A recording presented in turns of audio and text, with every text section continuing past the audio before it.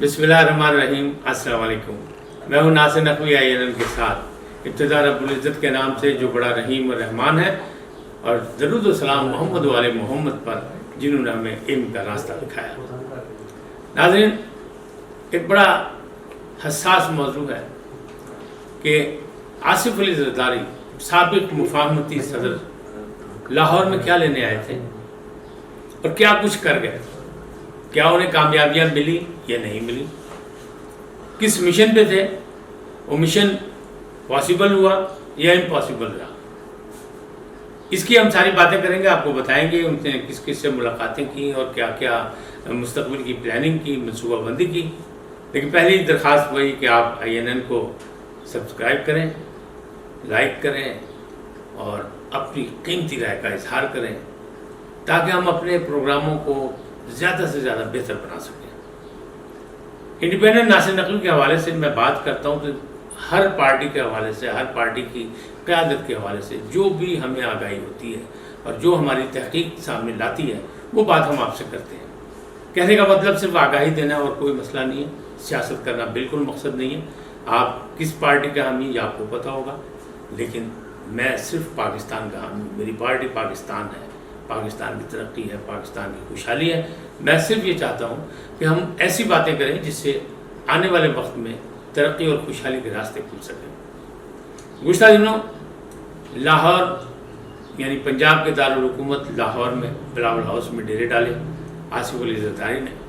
और उन्होंने बहुत से अहम रहनुमाओं से मुलाकातें की। कुछ ऐसे लोग थे जो साबिक़ पाकिस्तान पीपल्स पार्टी के लीडरान थे, जो पाकिस्तान पीपल्स पार्टी को छोड़ के या तहरीक इंसाफ में चले गए या कहीं और चले गए थे। उनसे उन्होंने दोबारा अपने ताल्लुकात को बहाल किया, जिनमें पंजाब के वज़ीर आला जो एक से ज़्यादा बार वज़ीर आला रहे, मंजूर भुट्टो, उनका नाम सर फहरिस्त है। और साबिक़ वज़ीर आला मंजूर भुट्टो साहब इसलिए भी अहम है कि सियासत में उनकी ख़ासी मुस्तहकम पोजीशन है। उनकी अपनी एक कौमी असम्बली की नशिस्त होती है, बेटे की होती है, बेटी की होती है, यानी एक ही ख़ानदान में 3, 4, 5 नशिस्तें उनके पास होती हैं। इसलिए वो एक मजबूत यानी सियासी लीडर हैं। और मैं तो ज़ाती तौर पे उन्हें बड़े साहिब सियासी बसीरत समझता हूँ, इसलिए कि उन्होंने जब भी बात की है तो वो गुफ्तगू कम करते हैं, सुनते ज़्यादा हैं, और जो सामने होता है वो बड़ा मतलब अपने ज़हनी तौर पर बड़ी प्लानिंग और बड़ी मनसूबाबंदी करता है। बहरहाल आसिफ अली ज़रदारी ने मंजूर भुट्टो को मना लिया और मंजूर भुट्टो जो है वो वापस पीपल्स पार्टी में आ गए। हालांकि वो पिछले दिनों खामोशी इख्तियार कर चुके थे क्योंकि उन्हें समझ नहीं आ रहा था कि सियासत में हो क्या रहा है। जब से तहरीक इंसाफ बरसर इक़्तिदार आई है तो बहुत से लोगों को समझ जो है वो नहीं आ रही कि क्या हो रहा है, क्या होना चाहिए और क्या होगा। यानी बहुत से लोग सियासी जो हैं वो ख़ास ज़हनी तौर पर मुंतशिर है। उन्हीं में एक ये भी थे जिन्होंने खामोशी इख्तियार कर ली थी, मंजूर अहमद भुट्टो, लेकिन वो एक से ज़्यादा बार पंजाब असम्बली के स्पीकर रहे, एक से ज़्यादा बार वो पंजाब के वज़ीर आला रहे, और वो बड़ा अहम ख़ानदान है सियासी पंजाब का। दूसरी जानिब एक और बड़ा सियासी ख़ानदान फैसल सालेह हयात, जो झंग के हवाले से बड़े माने जाते हैं, और उन्हें बड़े बड़ी मार्काराई की इलेक्शन में और बड़े इलेक्शन जीते, और वो पाकिस्तान पीपल्स पार्टी के दौर में भी वफाकी वज़ीर रहे, उसके अलावा भी वफाकी वज़ीर रहे और बड़े अहम रहे, और पाकिस्तान फुटबॉल फेडरेशन के भी सदर हैं। यानी उनकी भी एक हैसियत जो है वो मुस्लिम है, यानी सियासी तौर पर भी, समाजी तौर पर भी, और वैसे तो वो जागीरदार हैं ही हैं बल्कि मखदूम हैं, यानी गद्दी नशीन भी हैं, उनके चाहने वाले बहुत हैं, उनके मतलब पीर खाना भी उनका मौजूद है। तो इस हवाले से फैसल सालेह हयात भी बहुत अहम है। फैसल सालेह हयात से भी उन्होंने मुलाकात की और उनको भी राज़ी कर लिया कि वो आइंदा मुस्तक़बिल में यानी अगले इलेक्शन के लिए पाकिस्तान पीपल्स यानी आइंदा इलेक्शन के लिए वो पाकिस्तान पीपल्स पार्टी का साथ देंगे, बल्कि उसके लिए काम करेंगे उसी अंदाज में सरगर्म होकर जिस अंदाज में वो मोहतरमा यानी शहीद मोहतरमा बेनज़ीर भुट्टो के दौर में करते थे। अब देखिए दो बड़ी शख्सियात तो आ गई। इसके बाद अलग जो एक मोर्चा था, वो सबसे अलग जो मोर्चा था वो था जहांगीर तरीन का ग्रुप। उससे भी उन्होंने राब्ते किए और ताल्लुकात बनाने की कोशिश की, और कहा जा रहा है, ज़राए का दावा है कि उन्होंने भी यकीन दहानी कराई है कि हम फ़िलहाल तो हालात को देख रहे हैं, समझने की कोशिश कर रहे हैं, और मुस्तक़बिल में अगर मामला जो है वो PTI से ना सुधरे तो हम आपका साथ देंगे, इलेक्शन में आपका भरपूर साथ देंगे और आपके साथ इत्तेहाद करेंगे। उन्हें पीपल्स पार्टी में आने की बात नहीं की, उन्हें कहा हम आपसे इत्तेहाद करेंगे। اس کے بعد کیا رہ گیا؟ لیکن جو اصل بات اس کے بعد رہ گئی وہ یہ تھی کہ کیا لاہور اور خاص طور پہ پنجاب، یعنی پنجاب میں پاکستان مسلم لیگ نون جو ہے وہ بڑی مضبوط ہے، اور لاہور کو پاکستان مسلم لیگ نون کا گڑھ کہا جاتا ہے۔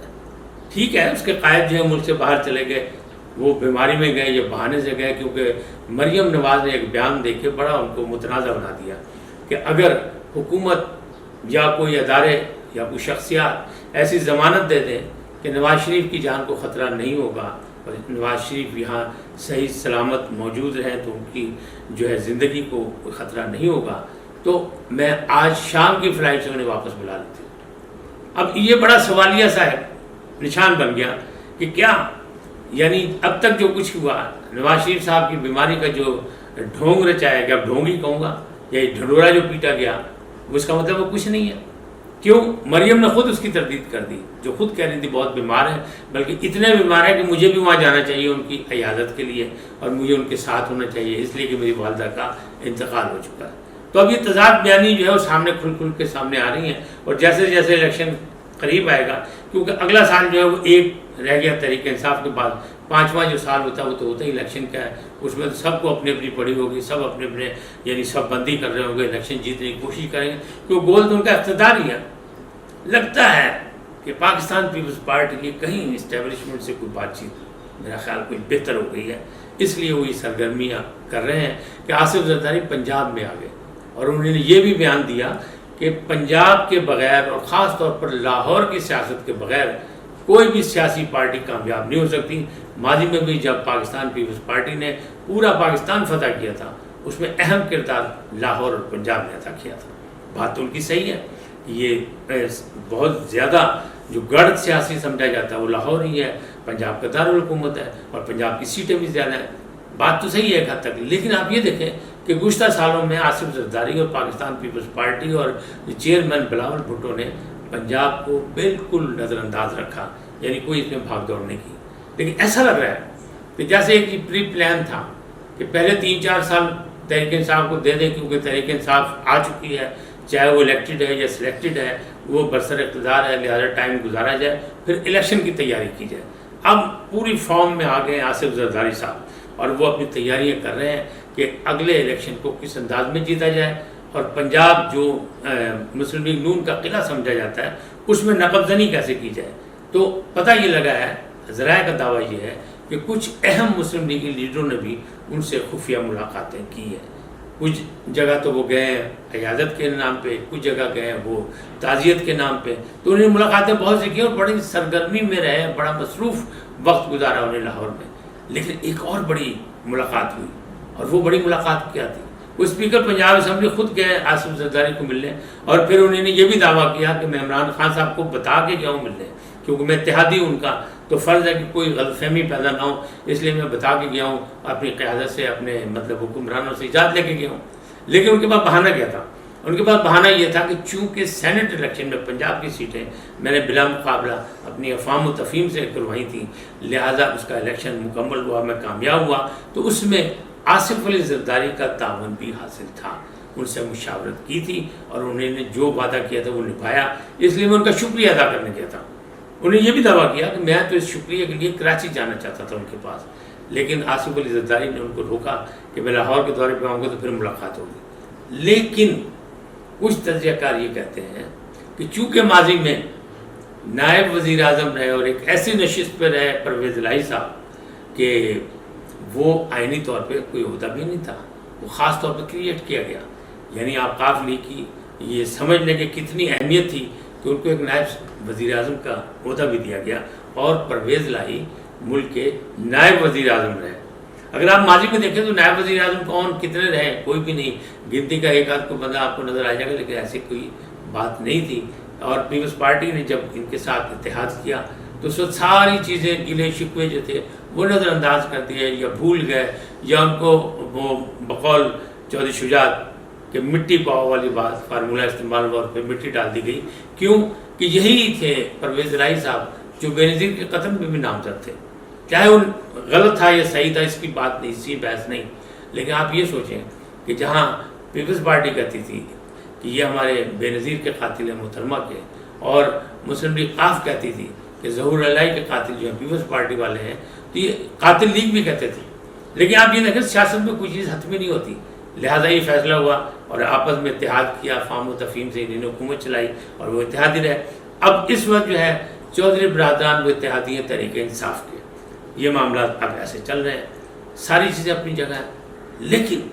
اس میں ایک ڈرامائی تبدیلی بھی آئی۔ وہ ڈرامائی تبدیلی کیا آئی کہ سندھ کے بدنام زمانہ ڈکیت، قاتل اور جو آپ کہہ سکتے ہیں اسے کہیں، دہشت گرد کہیں، جو بھی کہیں، وہ عزیر بلوچ نے ایک اقبالی بیان دیا۔ اب کہنے والے یہ کہہ رہے ہیں، ناقدین یہ کہہ رہے ہیں کہ یہ اقبالی بیان جو ہے پیپلز پارٹی کو گھٹنے ٹیکنے پر مجبور کر دے گا، یعنی حکومت کے سامنے، وفاقی حکومت کے سامنے، یعنی پھر افہام و تفہیم کا ایک سلسلہ چلے گا۔ صدر زرداری واپس اسی لیے اسلام آباد جا چکے ہیں اور وہاں پہ پھر وہ افہام تفہیم کی بات کریں گے اور اپنی مفاہمتی سیاست کا ایک دور پھر چلائیں گے تاکہ یہ معاملہ چلے۔ عزیر بلوچ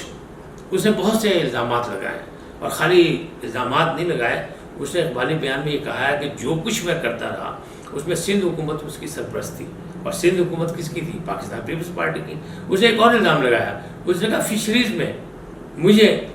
20 لاکھ روپے مہینہ بھتہ ملتا تھا فشریز سے، ایک محکمے سے، اور جبکہ فریال تالپور کو 1 کروڑ روپیہ بھتہ ملتا تھا ہر ماہ۔ ایک یہ الزام لگایا۔ پھر اس نے ایک اور بات کی کہ مرزا صاحب جو ہے، ذوالفقار مرزا صاحب، جو بڑے دبنگ انداز میں پہلے انٹری دے چکے ہیں، پھر وہ بیک فٹ ہو گئے، اب ان کی بیگم صاحبہ وفاقی وزیر ہیں موجودہ اتحادی حکومت میں تحریک انصاف کی، فہمیدہ مرزا صاحبہ جو سابق اسپیکر ہے قومی اسمبلی، وہ ان کے میاں جو ہیں وہ وزیر داخلہ تھے سندھ کے، تو وہ کہتے ہیں 1 لاکھ لائسنس مجھے جاری کیے تھے ذوالفقار مرزا نے، اور میں نے سارا اسلحہ جو منگایا تھا وہ کوئٹہ اور پیشین سے منگایا تھا، اور پھر میں نے جو ڈکیتیاں کی، جو وارداتیں کی، تو اس میں ایک بہت بڑی واردات کا بھی اس نے ذکر کیا۔ اس نے کہا میں نے ارشد پپو سے اپنے والد کے قتل کا بدلہ لیا، اور میں نے اس کو، اس کے دوست کو، اس کے ساتھی کو، تینوں کو نہ صرف قتل کیا بلکہ میں نے لیاری کی سڑکوں پر، گلیوں میں ان کے سر تن سے جدا کر کے ان سے فٹ بال کھیلا، اور یہ سارا حکومت کو پتہ تھا کہ میں کیا کر رہا ہوں۔ لہٰذا اس نے الزام لگایا اقبالی بیان میں کہ یہ بھی میں نے کیا، کہ اور ان کے تینوں کے جسم جو تھے وہ نظر آتش کر دیے، جلا دیے۔ آپ یہ سوچیں، وہ کہتا کہ میں نے اس لیے ایسا کیا تھا تاکہ علاقے میں میری دھاگ بیٹھ جائے، اور پھر اس کی دھاگ بیٹھ گئی، پھر جو مرضی کرتا تھا۔ پھر اس نے کہا میں نے زمینوں پہ قبضے کیے، اور زمینوں پہ قبضے کیے تو اس میں بھی جو سینیٹر نام لیتا ہے وہ شہادت عوان صاحب کا، اور ایس ایس پی ایک عوان صاحب تھے، ان کا ذکر وہ کرتا ہے، تو وہ کہتا ہے کہ ان کی پشت بنائی مجھے حاصل تھی۔ اب سینیٹر شہادت عوان صاحب بھی پاکستان پیپلز پارٹی کے تھے، تو معاملات جو ہیں پیپلز پارٹی کی طرف خاصی، یعنی پھر گھیرا تنگ ہو گیا آصف زرداری کا اور پاکستان پیپلز پارٹی کا۔ تو اس میں لوگ یہ کہہ رہے ہیں کہ اب مفاہمت سے سیاست پھر چلے گی اور یہ معاملات جو ہیں پھر دبا دیے جائیں گے۔ دیکھنا یہ ہے کہ عزیر بلوچ کی جتنی باتیں ہیں اس میں سچ کیا ہے اور جھوٹ کیا ہے۔ اگر وہ سچا ہے تو پھر تو ظاہر ہے کہ حساب کتاب ہوگا، انصاف ملنا چاہیے ان خاندانوں کو جن کے ساتھ زیادتی ہوئی ہے۔ آپ یہ سوچیں کہ ایک شخص اٹھتا ہے اور وہ اسلحے کی ضرورت پر یا حکومت کی پشت پناہی پر 3 افراد کے سر تن سے جدا کرتا ہے، ان کے سروں سے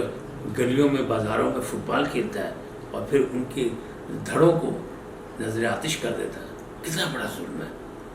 انسانی حقوق کی بات کریں، باتیں تو ہم سب کرتے ہیں لیکن عمل درآمد نہیں کرتے۔ جب ہم حکومت میں آتے ہیں تو بھول جاتے ہیں ہمارے وعدے کیا تھے۔ اگر اسی کو آپ غور کریں تو دیکھیں آپ کیا ہے، اب وہ لوگ یہ کہہ رہے ہیں کہ سنگین الزامات جو عزیر بلوچ نے لگائے، جو عزیر جان بلوچ نے، اس کا پاکستان پیپلز پارٹی کو حساب دینا پڑے گا۔ وہ کہتے ہیں کہ جب بادشاہت شروع ہوئی لیاری اور اس کے گردنوں میں، تو وہ کہتا ہے، بلوچ کہتا ہے کہ جب مجھے حکم ہوا تو میں نے 30 سے 40-50 نوجوان لڑکے جو تھے وہ بلاول ہاؤس بھیجے، اور ان کو پھر ٹاسک دیا گیا کہ بلاول ہاؤس کے ارد گرد جتنی بڑی کوٹھیاں ہیں ان کو دھونس اور دھاندلی سے خالی کراؤ اور سستے داموں من مرضی سے خرید لو۔ وہ کہتا ہے میں نے یہ فریضہ انجام دیا، 30 سے 40 گھر جو ہے وہ ہم نے اس سے لیے۔ اب یہ ساری چیزیں جو ہیں بڑی سنگین نوعیت کی باتیں ہیں۔ اگر اس پر اب بھی کان نہ دھرے گئے اور حکومت نے کچھ نہ کیا تو پھر معاملہ تو گڑبڑ ہوگا، پھر کس انداز میں ہوگا، پھر آئندہ الیکشن بھی جو ہے دھونس و دھاندلی سے ہوں گے۔ اس میں سب سے بڑی بات جو ہے اس کا یہ دعویٰ کہ کہ میں نے آج تک جتنی وارداتیں کی، ایک تو وہ تسلیم کر رہا ہے اور دوسری طرف وہ یہ کہہ رہا ہے کہ جتنی وارداتیں کی اس میں سندھ حکومت کی سرپرستی حاصل تھی اور یہ سنگین وارداتیں، لہٰذا اس کا حساب کتاب ہونا چاہیے، اس کا انصاف ملنا چاہیے۔ اب معاملہ جو ہے پاکستان پیپلز پارٹی کے لیے مشکل ہو گئے۔ اب اس کو چاہے اب یہ کہ من گھڑت کہانی ہے، زبردستی عزیر بلوچ سے جو ہے والی بیان کرایا گیا، لیکن اس میں اگر 5% یا 10% بھی صداقت ہے تو اس کا ازالہ تو ہونا چاہیے۔ ان مظلوم خاندانوں کو انصاف تو ملنا چاہیے، اور تحریک انصاف کی حکومت ہے تو انصاف کا وعدہ کیا تھا انہوں نے، اور انہوں نے ایک پاکستان کی بات کی تھی۔ ریاست مدینہ کی بات کرتے ہیں جہاں انصاف کا بول بالا تھا، جہاں خلیفہ وقت کو بھی اپنا انصاف کا ساتھ جو ہے دامن ہاتھ سے چھوڑنا نہیں ہوتا تھا، بلکہ یہ حساب دینا پڑتا تھا۔ تو اگر ریاست مدینہ کی بات کرتے ہیں تو پھر سب کچھ کرنا پڑے گا۔ آج اتنا ہی، یقیناً مستقبل کی سیاست میں یہ سارے واقعات جو ہیں بڑے اہم کردار ادا کریں گے، اور وقتاً فوقتاً جو نئی باتیں ہم تک پہنچیں گی یہ ہماری تحقیق کے مطابق ملیں گی، تو چاہے پیپلز پارٹی کی ہو، تحریک انصاف کی ہو یا نون لیگ کی ہو، ہماری کوشش یہ ہوگی کہ اسے آزادانہ طور پر آپ تک پہنچا دیا جائے، اس لیے کہ اگلے الیکشن میں بھی آپ نے فیصلہ کرنا ہے کہ کیا صحیح ہے کیا غلط ہے۔ آپ نے اپنے ووٹ کی طاقت سے فیصلہ کرنا ہے کہ اگر ماضی کے فیصلوں کو آپ نے جھٹلایا تو آج جو حکومت ہے اگر اس نے آپ کو کچھ نہ دیا تو ظاہر ہے کہ آپ نے اس کے خلاف بھی فیصلہ کرنا ہے۔ آپ کیا فیصلہ کرتے ہیں یہ آپ کی مرضی ہے، لیکن میری مرضی صرف اتنی ہے کہ آپ میرے INN کو سبسکرائب کریں، اپنی رائے کا اظہار کریں، لائک یا ڈس لائک کریں، اور ہمیں ایسا موقع دیں، ایسے رابطے ہمارے ساتھ رہیں کہ آپ بھی سلامت رہیں اور ہم بھی آپ کی دعاؤں میں شامل رہیں۔ اللہ آپ کو خوش رکھے، پاکستان کو استحکام دے، ترقی اور خوشحالی سے نوازے۔ اللہ نگہبان۔